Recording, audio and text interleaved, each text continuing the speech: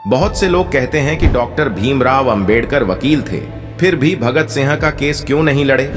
आज मैं इसी सवाल का बहुत अच्छे से जवाब दूंगा। उस समय केस ना लड़ने की आखिर क्या वजह थी, आइए अच्छे से समझते हैं।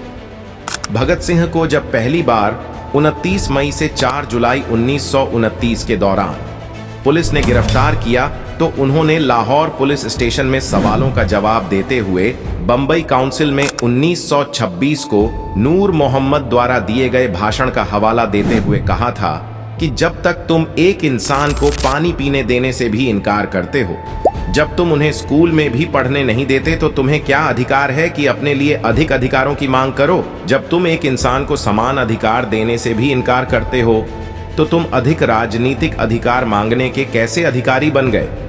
जब तुम उन्हें इस तरह पशुओं से भी गया बीता समझोगे तो वह जरूर ही दूसरे धर्मों में शामिल हो जाएंगे जिनमें उन्हें अधिक अधिकार मिलेंगे, जहां उनसे इंसानों जैसा व्यवहार किया जाएगा। फिर यह कहना कि देखो जी, ईसाई और मुसलमान हिंदू कौम को नुकसान पहुंचा रहे हैं, ये कहना व्यर्थ होगा। दोस्तों, इस चैनल पर आपके लिए रोजाना बाबा साहब के जीवन से जुड़ी वीडियो लेकर आता रहता हूं। बाबा साहब अंबेडकर को मानने वाले लोग चैनल को सब्सक्राइब कर लें। अछूतों के लिए पृथक निर्वाचन का किया था समर्थन। आज जब झूठ के चादर में लपेटकर विकास का दिखावा किया जा रहा है, ऐसे में भगत सिंह का कहाँ ध्यान में लेना होगा। लोगों को मानो आवश्यक कार्यों के प्रति घृणा पैदा हो गई। हमने जुलाहे को भी दुत्कारा। आज कपड़ा बुनने वाले भी अछूत समझे जाते हैं, कहार को भी अछूत समझा जाता है। ये गड़बड़ी विकास की प्रक्रिया में रुकावटें पैदा करती हैं। सामाजिक न्याय के बिना विकास का रास्ता आसान नहीं। भगत सिंह ने अछूता के लिए पृथक निर्वाचन की मांग का समर्थन किया था।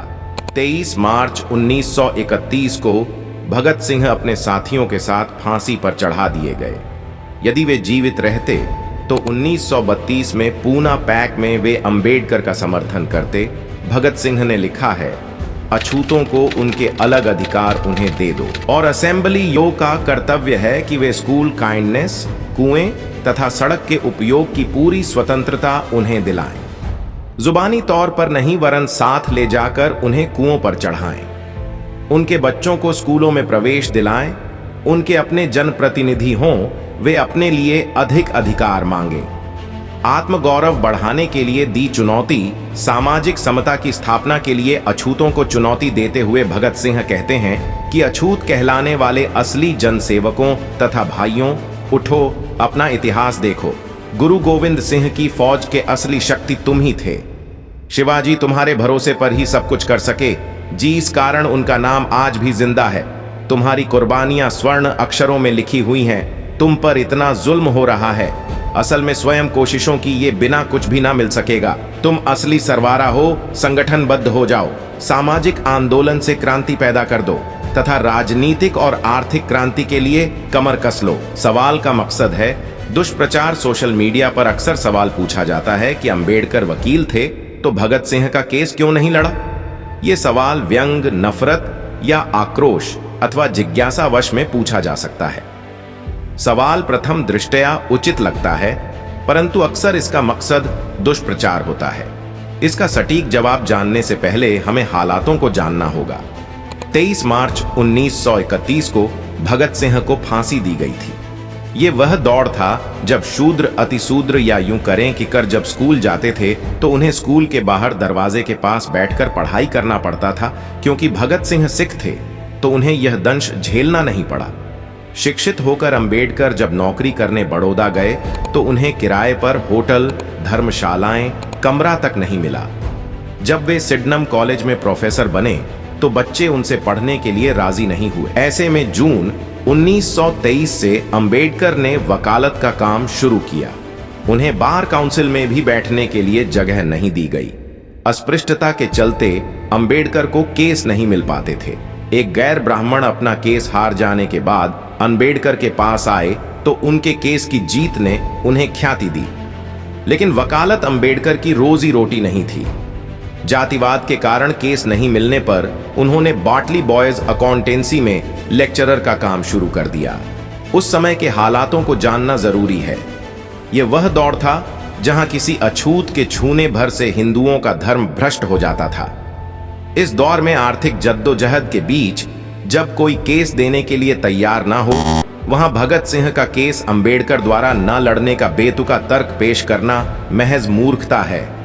वैसे भी भगत सिंह का केस लाहौर में चल रहा था, कर मुंबई में रहा करते थे और भगत सिंह के केस की पैरवी जाने माने वकील आसिफ अली कर रहे थे।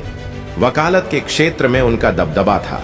ऐसे में आसिफ अली को हटाकर अंबेडकर को केस देने की कल्पना भी कोई कर नहीं सकता था।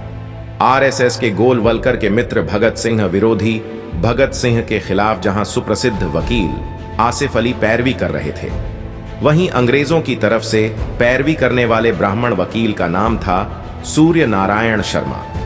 यह वही शर्मा है जो आरएसएस के संस्थापक गोलवलकर के बहुत अच्छे मित्र थे।